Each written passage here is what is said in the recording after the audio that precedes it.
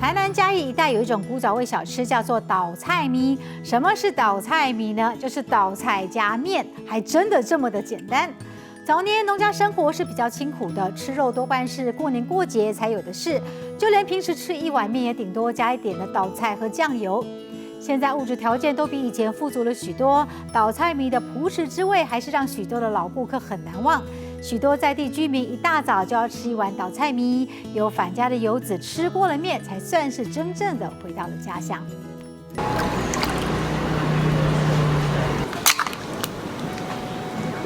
啊，你偌济？你讲偌济？30米，好好。60敢要倒菜？袂年好，要làm袂年？好。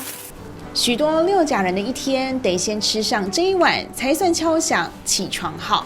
一个礼拜差不多食2盖3盖安尼啦。是哦。这做早餐呢，有的人逐工来食就有，差不多60、70单，我才70岁啊。从少年吃到阿伯，豆菜、面条加上酱油，就这么简单。到底为什么能吃60年？阮这个面吼，加人别位也无共，阮这较软细啦。普通的拢硬硬，硬硬迄个唔好食。传统的吃法就是干的，就是只有面加豆芽菜，主要的是加蒜头。这个是蒜头。对，蒜头酱油。有些客人觉得说他要吃比较滑润的吃法，他就会加羹下去。就是加点羹汤啊，主要是让它吃滑润，而不是说变成汤面，所以它不会加很多。倒菜米盛行在台南跟嘉义的交界，新营、下营、白河、善化等地都有。有些地方会加肉燥，六甲这边只靠酱油跟蒜头提味，完全得看面条的真功夫。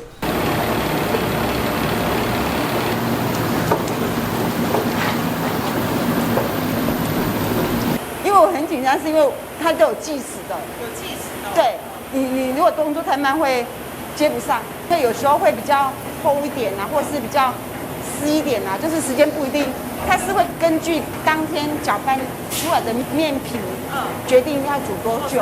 原来每一碗平凡的倒菜米，早上都先经过一番苦战。林淑凤跟老公分秒必争，稍微一个没算好，口感就会打折。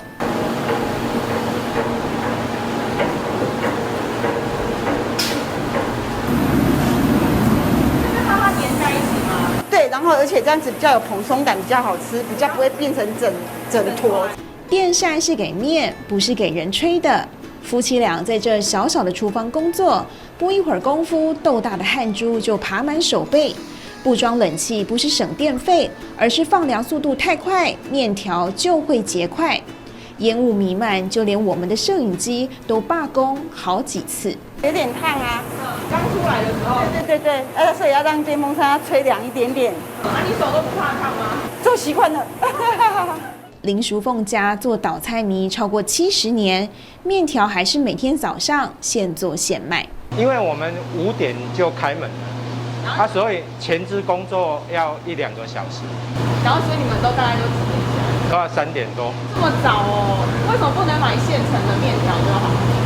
你没有办法控制品质，自己做、自己吃、自己试。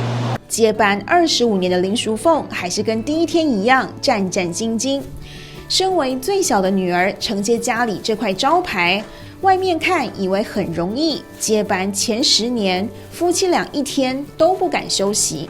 其实一早最开始的时候，我们下去接，还不是我们做的哦。人家有听到说我们要接，就以为面是我们做的，就会说面不好吃。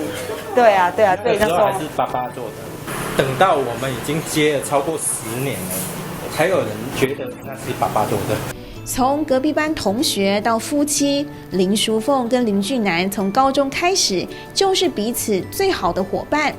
结婚后，阿公希望孙女回家接班，老公倒也乐得夫唱妇随。那时候我先生每天吃面，每天吃，他每天吃，因为很害怕，就很怕做不好啊。你要自己试口感。有变胖还是什么之类的吗？有。一年休不到10天，清明节、99重阳，家家户户都要拜面条，他们更是从早忙到晚。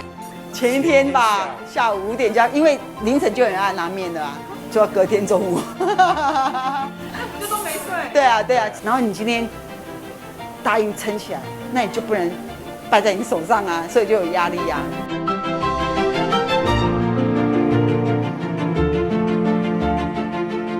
饱足一顿后，能以满满能量迎接未知挑战，或许就是这碗倒菜米能够一吃再吃的秘密吧。